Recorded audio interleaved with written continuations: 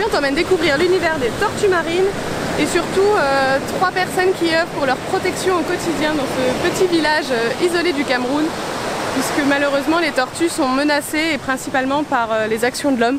Donc on va découvrir tout ça ensemble.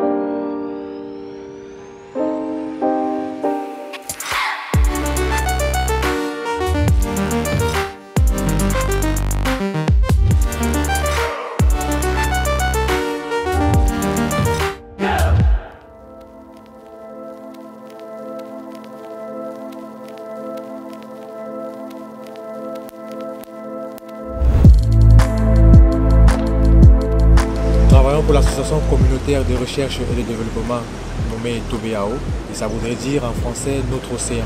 Notre océan, c'est joli. On est au mois de mai et donc c'est plus la saison de ponte des tortues, donc c'est impossible de voir des tortues sauf si malheureusement elles sont prises dans les filets des pêcheurs, mais on ne le souhaite pas et donc là on est resté 3-4 jours ici et donc nous n'avons pas vu de tortues. Donc toutes les images qu'on va montrer, c'est des images qui ont été prises à Eboji, donc par l'équipe de l'association. Nos activités sont étalées normalement durant la saison de ponte, même si après la saison de ponte, on a encore d'autres activités un peu en lien. Donc la saison des pontes dure combien de temps? En général, c'est 7 mois. 7 mois de ponte. D'octobre en avril. Ça donne du travail du coup, pendant 7 mois, ouais, c'est quand même assez long. C'est clair que oui, donc durant ces 7 mois, on a des patrouilles qu'on fait sur les plages, entre autres, pour pouvoir assurer une couverture de toutes nos plages et avoir une idée de qu'est-ce qu'on a retrouvé sur les plages, quelles sont les espèces présentes, quelles sont les espèces en ponte, la fréquence de ponte, l'abondance relative. Donc toutes ces informations qui peuvent nous donner des connaissances sur ces espèces que nous semblons de moins en moins maîtriser. Dans le patrimoine que nous avons ici, les tortues font partie des espèces les moins connues. Pas seulement au Cameroun, mais en Afrique centrale, et également les espèces sur lesquelles on a moins d'informations. Pourquoi? Tu sais un petit peu pourquoi il n'y a pas trop d'informations? Parce qu'on ne les voit pas peut-être?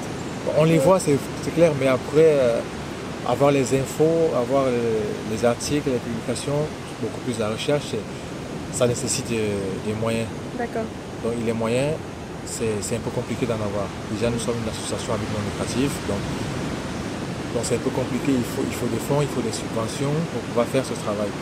Et les tortues, la plupart du temps, vivent dans l'eau. Donc travailler sur les tortues demande une logistique très complexe. D'accord. Donc du coup, beaucoup de matériel et de moyens aussi. Et c'est pas très évident. On disait aussi tout à l'heure, la période de ponte, c'est d'octobre en avril. Il faut mobiliser des gens qui vont marcher sur les plages, la nuit en plus, avec les plages qui sont très froides parfois. Donc du coup... Donc qui c'est qui s'occupe des patrouilles à ce jour? Il y a les gens du village qui viennent vous aider? Ou c'est plutôt vous, les membres de l'association? Oui, pour les patrouilles, c'est les membres de l'association. Okay. C'est une équipe de 10 patrouilleurs. Et vous patrouillez sur combien de kilomètres? Nous avons 44 km à couvrir chaque nuit. Chaque nuit, vous parcourez 44 km. Oui, 44 km. C'est un travail énorme. Total Alors, chaque équipe a 6 km à faire, ça fait 12 allers-retours. C'est un peu comme ça. La deuxième mission, c'est la collecte des informations. Voilà, la collecte des données. On a besoin des informations sur les indices de présence, sur les traces, pour savoir quelles sont les espèces. Là, actuellement, c'est qu'il y a 4 espèces qui sont présentes sur nos côtes. Et qu'il y a 2 seules espèces qui pontent, bon 3 relativement parce qu'il y a une 3e qui a récemment entamé la ponte. On a la tortue lutte qui est la plus grosse, on a vu d'ailleurs. On a la tortue olivâtre, on a la tortue imbriquée et on a la tortue verte. D'accord. Donc du coup parmi ces 4 espèces, on a la tortue lutte et la tortue olivâtre qui pondent. Récemment aussi la tortue verte qui a commencé. Et on a 2 autres espèces qu'on retrouve beaucoup plus en état de juvénile dans les aires d'alimentation pour se nourrir, donc la tortue imbriquée et la tortue verte. Donc ça aussi c'est la deuxième raison pour laquelle nous sommes sur les plages, c'est aussi pour avoir ces informations-là, c'est ça qui peut nous permettre de rédiger des articles. La base de données actuellement, nous sommes à 307 tortues qui sont montées. Ok. 300 tortues qui sont montées. À partir de certains endroits où nous avions laissé les nids intacts, à la place naturelle, il y a des crabes qui viennent bouffer, parfois le nid est à 100% détruit. Comment du coup les tortues pondent? Et quelle est votre mission autour de la ponte justement? Ah, c'est autour de Denis alors. Les tortues sont identifiées ici par leurs traces. C'est à travers la trace qu'on reconnaît vraiment que la tortue est allée pondre à un niveau et est repartie ou elle est encore là. Même n'ayant pas vu l'espèce, on peut l'identifier par sa trace. Ça, c'est notre objectif. Voir maintenant au niveau du nid le nombre d'œufs qu'il y a à l'intérieur. Si on juge qu'il peut rester en état naturel, on le laisse, on le camoufle et on enregistre juste la donnée. Mais si on juge que ce nid peut être menacé, soit par l'homme, soit par un animal, soit par l'érosion marine ou les crabes, on le déporte du milieu naturel à l'écloserie. Et il faut toujours avoir une idée sur le nombre de collectés. En 1h30 à peu près, la tortue elle sort de l'eau, Oui. elle creuse jusqu'à 50 cm dans le sable, c'est ça? Oui, oui. Elle pond jusqu'à 180 œufs directement dans le sable, elle rebouche tout. Tout à fait. Et donc vous êtes là après pour voir si les œufs le nid est menacé ou pas. Parce que certains hommes mangent les œufs, c'est ça? Beaucoup. Et puis les animaux aussi. Tout à fait. Ok. Et maintenant le nid est suivi jusqu'au jour de l'éclosion. Le nid reste combien de temps ça? Le nid reste 45 à 60 jours pour les tortues olivâtres et 45 à 90 jours pour les tortues luttes. Ouais, donc en 2 ou 3 mois, le nid peut être menacé. Tout à fait. Donc la plupart du temps, vous laissez les nids intacts dans le sable, vous masquez un petit peu la trace pour que personne ne retrouve. Ouais, pour qu'elle ne soit pas repérée. Et s'il est menacé, comment vous faites? L'œuf, s'il est positionné comme ceci, il faut le porter pareil et mettre dans un seau de peur qu'on puisse ne faut pas le retourner là. Voilà, basculer l'œuf afin de noyer l'embryon. En 2 heures, il faut déporter le nid du milieu naturel au milieu artificiel. Nous avions fait cette partie pour pouvoir garder ou enfuir les œufs des tortues que nous prenons des lieux naturels et on vient les mettre ici. Parce que nous constatons souvent qu'il y a des érosions, il y a des animaux et puis des hommes qui prennent des œufs. Nous préférons donc venir mettre les nids, les œufs ici pour qu'à la fin ça puisse éclore et on libère les bébés tranquillement. Voilà. On ne les met pas directement à la mer, mais on les met sur la plage et eux-mêmes commencent à chercher la piste pour pouvoir joindre la mer.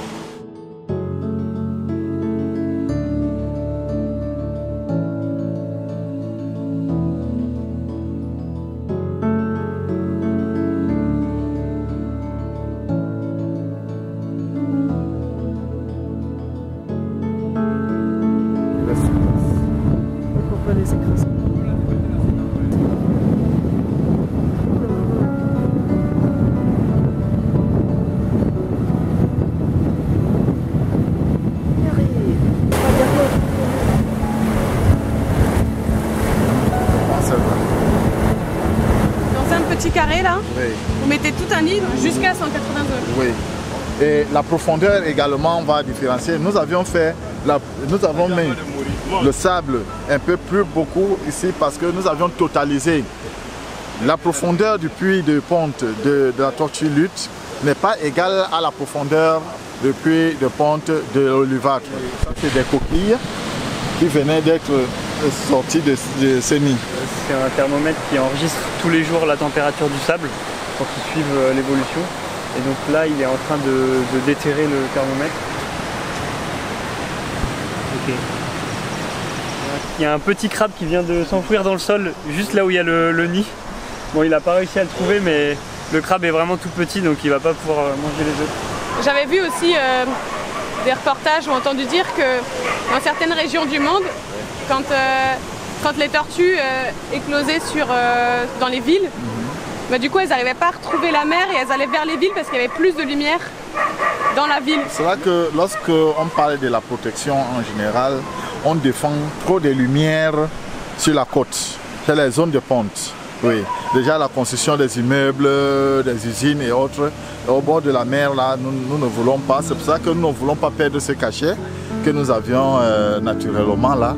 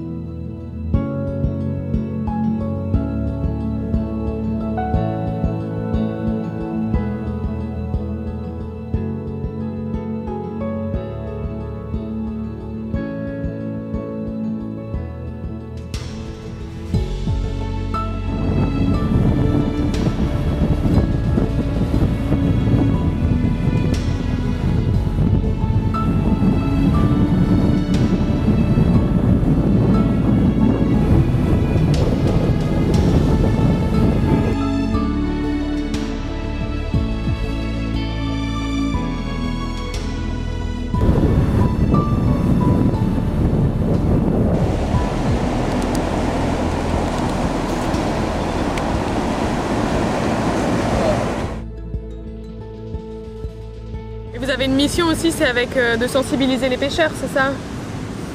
La sensibilisation, c'est un aspect, je dirais, primordial qui n'a pas de fin. Parce qu'il faut sensibiliser chaque jour les pêcheurs, les enfants dans des écoles. Parce qu'aujourd'hui, il y a certaines personnes qui mangent les tortues, hein, c'est ça? Et c'est difficile de pêcher ici, il n'y a pas beaucoup de poissons, donc il n'y a pas de pêche volontaire de la tortue, c'est ça? Mais parfois il arrive que dans leur filet, ils récupèrent une tortue. C'est le plus accidentel. Voilà. C'est même le facteur le plus dangereux, parce qu'on peut réduire le taux de braconnage, mais réduire les captures accidentelles, ce n'est pas facile. C'est trop tentant en fait. Ouais. Oui, parce que dans une tortue, il y a à manger pour tout à fait. des dizaines de personnes, c'est ça? Donc pour eux, c'est une richesse énorme en fin de compte. C'est Dieu qui donne, disent-ils. C'est Dieu qui donne. Et donc comment vous faites avec ces pêcheurs-là pour éviter qu'ils vous les ramènent intacts et qu'ils évitent, pour éviter qu'ils les mangent? Déjà, à notre niveau, il y a ce qu'on appelle des alternatives. Sous forme de compensation auprès des communautés, des différentes communautés où le projet travaille. Et les compensations ici sont ce qu'on appelle vulgairement le parrainage. Donc le pêcheur vous ramène la tortue et vous essayez de trouver un parrain qui va financer la vie de la tortue? Tout à fait. Voilà pourquoi on l'appelle parrainage. D'accord. Et on a jugé mieux que c'est une action qui fonctionne très bien depuis des années. Et lorsque le pêcheur il reçoit une compensation, ça le motive de pouvoir même convaincre les autres à ne pas tuer et à ramener toujours la tortue vers le projet et la relâcher. Il y a la subvention dans les écoles que nous faisons, les élèves. Ça aide aussi les parents. Par exemple, cette année, on a fait 20 000 francs par enfant. Bon, ça aide les enfants à pouvoir... 20 000 francs, c'est à peu près 30 euros. Voilà. Oui, justement, 30, pour pouvoir payer. Ici, c'est beaucoup. Oui, c'est vraiment beaucoup. Ça aide. Bien sûr que ça ne supporte pas, ça ne couvre pas tout, mais ça fait quand même quelque chose. Et le pêcheur, puisque c'est son enfant qui a été subventionné, il est trop fier. Et ça fait des contreparties. Lorsqu'il attrape une tortue, il nous présente, surtout quand elle est vivante, hein, on la libère aussitôt et puis il est satisfait là-dessus. Ouais. Oui, parce que s'il n'y avait pas la protection des tortues, cette subvention ne serait plus accordée aux enfants du village. Et ici, c'est que des enfants de pêcheurs, en fait, c'est ça? Oui, justement. Nous sommes aussi en train de travailler avec les femmes pour pouvoir, on les forme sur l'agriculture, pour aussi dire à la femme de pouvoir protéger la tortue, l'impliquer en quelque sorte. L'idée, c'est qu'en fait, ils aient suffisamment à manger et suffisamment de revenus pour ne pas être dépendant de la nourriture des tortues. Voilà, justement. Et que la tortue ne devienne plus un besoin, l'absolu, en fait. voilà. C'est un potentiel touristique. Oui, aussi. Et à travers les tortues, on essaie d'enregistrer plus de touristes. principal attrait touristique de la ville. Voilà. Et si l'écotourisme ou le comité d'écotourisme a été mis sur pied, c'est une façon toujours d'impliquer les populations à générer de l'argent et à se sentir responsable sur la gestion. Le projet Tortue peut disparaître, mais il faut que les communautés ou la communauté sache que à travers cette tortue, même si le projet n'existe plus, que nous on sache la protéger, parce que c'est un atout pour la communauté. Éduquer et sensibiliser. Nous avons réalisé beaucoup de choses dans ce volet éducation, dans les établissements, auprès des pêcheurs. Et nous essayons de toucher au maximum un très très grand public. Parce que l'une des raisons pour laquelle aussi les tortues sont menacées, c'est par ignorance. Oui. La plupart de ceux qui les tuent ne connaissent pas quelle est la valeur de ces espèces, quelles sont les menaces qui pèsent sur elles et qu'est-ce qu'on peut gagner en les protégeant. Donc qu'ils prennent conscience de ce potentiel que nous avons et qu'ils s'impliquent dans sa gestion. Parce que c'est un héritage mondial, ça n'appartient pas à Ebodji, ça appartient pas au Cameroun. Les tortues, c'est un héritage mondial. Des campagnes de nettoyage des plages et des villages. Et ça commence à être manifesté. Et les enfants, ils sont beaucoup plus impliqués, ils interviennent auprès de leurs parents, ils essayent de sensibiliser eux, les parents. Et on se dit peut-être que le parent, s'il est sensibilisé par son fils ou par sa fille, le message est beaucoup plus porteur que... Ouais, c'est plus fort. Nous nous impliquons dans quasiment toutes les activités que nous faisons. Déjà, nous avons fabriqué une pirogue écologique à partir de bouteilles plastiques avec des enfants. Ça aussi, c'est une sorte de recyclage et de contribution aux activités génératrices de revenus. Mais pour ça, nous voulons beaucoup que ce soit les enfants qui soient impliqués. Comme ça, ils pourront grandir avec cette nouvelle mentalité, cette nouvelle valeur environnementale. Et nous espérons que là, on pourra avoir des résultats beaucoup plus positifs que nous l'avons maintenant, avec les parents bien sûr. Marion, tu veux essayer la pirogue en bouteille plastique? Allez.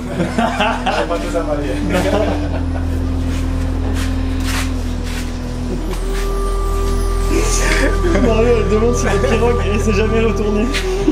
Au pire, c'est pas grave. Non, pas encore, pas encore.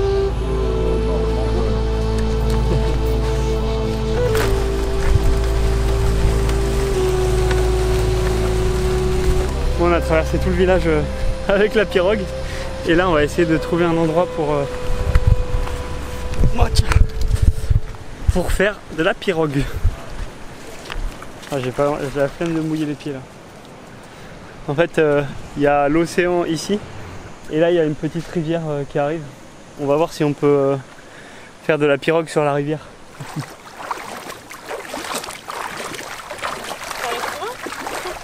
Avec la marée, il y a une pirogue de pêcheurs qui a été enfouie complètement sous le sable. Donc là, ils sont en train de creuser dans le sable pour la récupérer.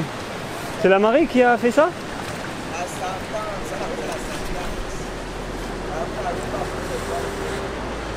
Ah, la pirogue complètement enfoncée dans le sable.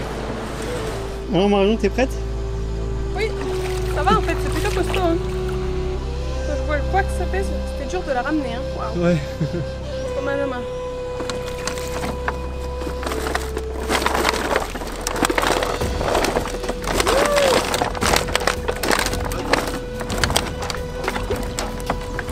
Pas mal.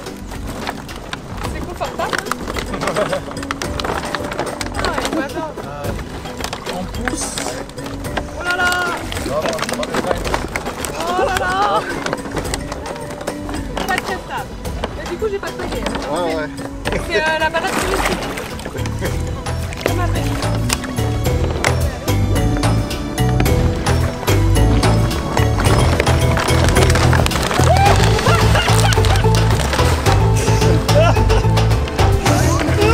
Comment le saviez qu'on pouvait être là? Bah alors Marion, t'as renversé la pirogue.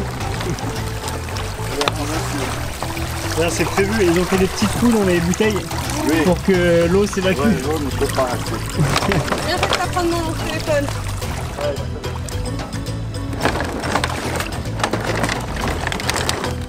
Très serein après l'essai de Marion. On va se voir.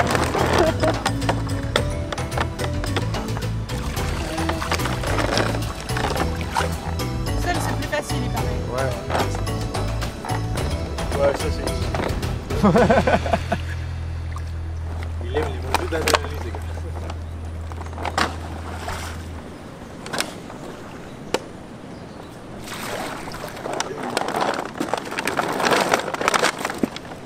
Et voilà.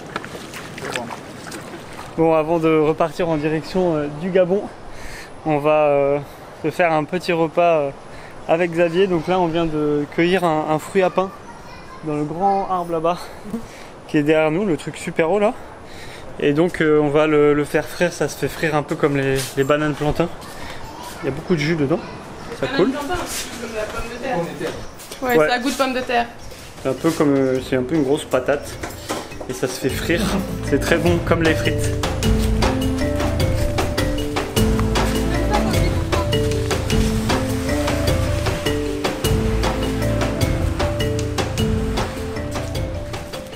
Ah, il y a du pain. Oui, il y a du pain, c'est Il vient d'où le pain? Je pense pas qu'il soit frais.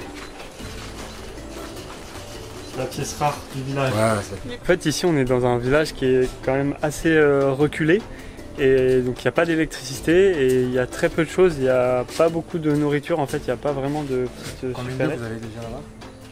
Et donc là, on a trouvé des œufs et du pain, mais le pain, il vient pas de ce village. Il n'y a pas de pain dans le village. Et voilà, donc nous, on est resté quelques jours ici. On a mangé un peu, on a puisé dans nos réserves. Mais c'est la première fois qu'on trouve un village où il n'y a pas beaucoup de nourriture. On a rencontré des voyageurs ici, donc il y a un Français et une Espagnole qui étudient ici au Cameroun, donc qui sont venus là. Et avec Xavier de l'association, donc là on se fait un petit repas avant de partir, omelette et fruits à pain.